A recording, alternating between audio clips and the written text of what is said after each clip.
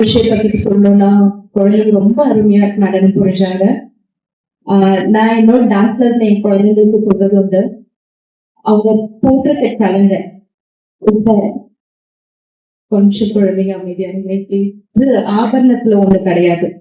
அது இசைக்கருவி. ஸோ இதை காமன் ஆடியன்ஸ்க்கு புரிஞ்ச வரைக்கும் உச்சந்தலையில வைக்கிற உச்சி பில்லில இருந்து முடிகிற ஒரு பினிஷிங்கா யோசிப்பாங்க. ஒரு குணம் எப்படியோ அது மாதிரி நினைப்பாங்க. ஆனா இந்த கலையில இருக்க பரத கலைஞரா இருக்கட்டும், மற்ற கிளாசிக்கல் டான்ஸா இருக்கட்டும், அவங்களுக்கு மட்டும்தான் இந்த சலங்கியோட அருமை புரியும். ஏன்னா மிருதங்கம், ஃப்ளூட், வயலின் அது மாதிரி எல்லாம் வாசிக்கிறத அவங்க கையில வாசிப்பாங்க. பரதநாட்டிய கலைஞர்கள் தாள சலங்கை கட்டி அந்த தாளத்துக்கு நாங்க நடனம் புரிவோம். ஸோ அதை குட்டி ஒரு அடவு மிஸ் ஆச்சுன்னா கூட கிளியரா காட்டி கொடுப்போம். ஸோ குழந்தைங்க அதை தெளிவா இன்னைக்கு ஆடினாங்க. ஸோ ரொம்ப மிஸ் எதுவுமே இல்லை. அண்ட் அவங்க டிரா பண்ணிட்டே கால தட்ட தீமி அந்த கவுண்ட் 4 கவுண்ட் கொடுத்துக்கிட்டே அவங்க ட்ரை பண்ணாங்க.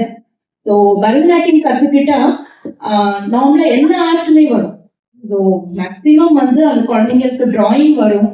அந்த ஏன்னா அவங்க முத்ரா பண்ணும்போது அந்த கை நல்ல டிஃபால்ட்டா வந்துடும். அவங்க ஸ்கூல் அகாடமிக்ஸ்ல கூட இதெல்லாம் ரிஃப்ளெக்ட் ஆகும். அந்த மார்க்ஸ் லைக் டிராயிங் கிளாஸ் தனியா போக வேண்டாம். குக்கிங் ஹேபிட் நல்லா வரும். ஒரு கிளீனா ஒரு ஆர்கனைசிங் ஸ்கில் வரும். ஏதோ ஒண்ணு தடுக்கி வச்சாங்க அழகா வரும். இது பேரண்ட்ஸ் அவங்க குழந்தைங்களை பத்தி யோசிச்சு பார்க்கலாம்.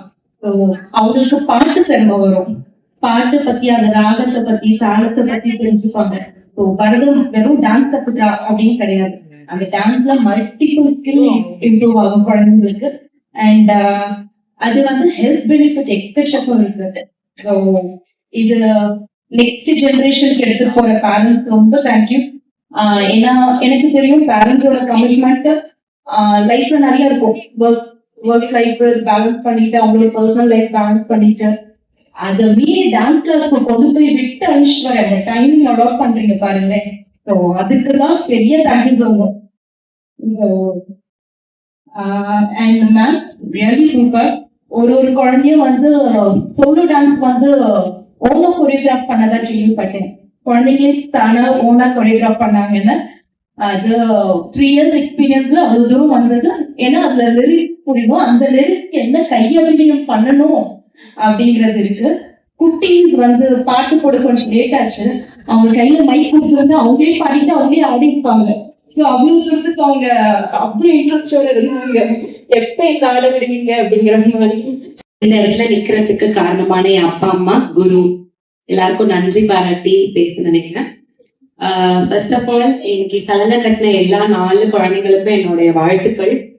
அண்ட் இந்த இடத்துல நிக்க வச்ச எனக்கு வாய்ப்பு தந்த உமா மேம்க்கு ரொம்ப ரொம்ப நன்றி. சலங்கை பூஜை அப்படிங்கிறது ஒரு ஒரு டான்ஸ் கிளாஸ்ல ஆடுற ஒரு நார்மல் ஸ்டூடெண்ட்டை பெர்ஃபார்மரா ஆக்கிறதுக்கான ஃபர்ஸ்ட் லெவல் தான் சலங்கை பூஜைன்னு நான் நினைக்கிறேன். ஸோ சலங்கை அப்படிங்கிறது மேம் சொன்ன மாதிரி it is not only ornament, it is also responsibility. ஒரு பொறுப்பு அப்படின்னு தான் சொல்லணும். ஸோ அந்த பொறுப்பை இன்னைக்கு கையில எடுத்திருக்கீங்க, இல்ல காலில் எடுத்திருக்கீங்க. ஸோ அதை நீங்க நல்லபடியா வளர்த்து வரணும்.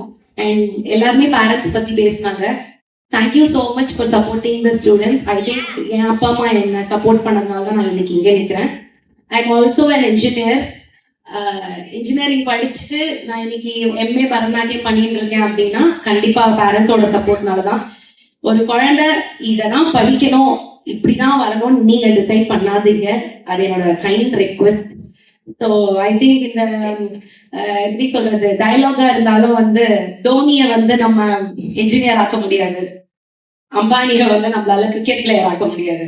ஸோ அவங்களுக்கு என்ன திறமை இருக்கோ அதுல நம்ம அவங்க கூடயே போனோம்னா அவங்க இன்னும் நல்லா வளருவாங்கன்றது என்னோட பாயிண்ட்.